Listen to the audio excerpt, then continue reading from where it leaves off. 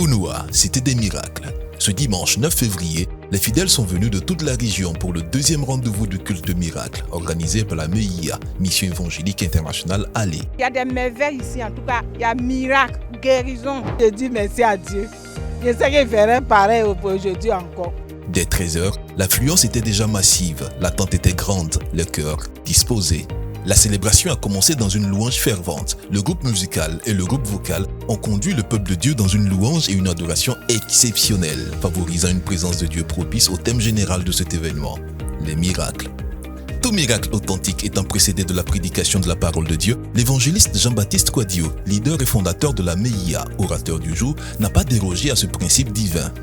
Dans cette salle, in this room, le Saint-Esprit, the Holy Ghost veut faire des grandes choses au travers vous. want to do wonders through you, Mais vous avez besoin de l'aimer. but you need to love Him. C'est donc par un message puissant et captivant tiré du livre d'Ésaïe au chapitre 61 que le Saint-Esprit a commencé à délivrer et libérer des vies. Jésus-Christ, par le canal de son serviteur, a opéré des miracles, des délivrances, des guérisons, des vies ont été libérées, des alliances rompues, une véritable démonstration de puissance.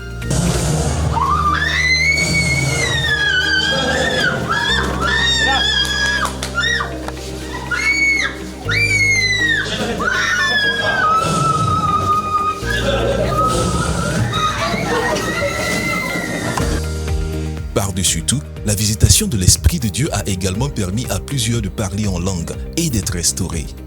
Depuis la semaine dernière jusqu'à ce jour-ci, les témoignages sont le lot quotidien des membres de cette dynamique assemblée et de tous ceux qui participent à ces moments de miracle.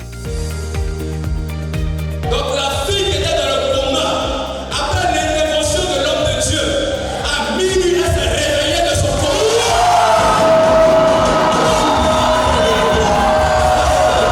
Elle avait un problème de kystes fibromes. Et lorsque le père déclarait, le père disait comme ça sur le son du Saint-Esprit, tout ce fibrom qui sort, vomit, sort de sa bouche, le mari, elle est en train de voir, automatiquement, elle a senti comme si il y avait quelque chose qui descendait. À sa grande surprise, elle voyait comme c'est des camions de sang qui descendaient.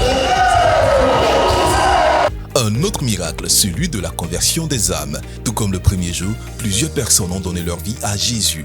Grande fut la joie dans tout le temple et certainement au ciel. Le culte de miracle continue. Dimanche prochain, 16 février, une nouvelle vague de gloire va déferler. Ne manquez pas ce rendez-vous divin. Jésus règne et les miracles se poursuivent.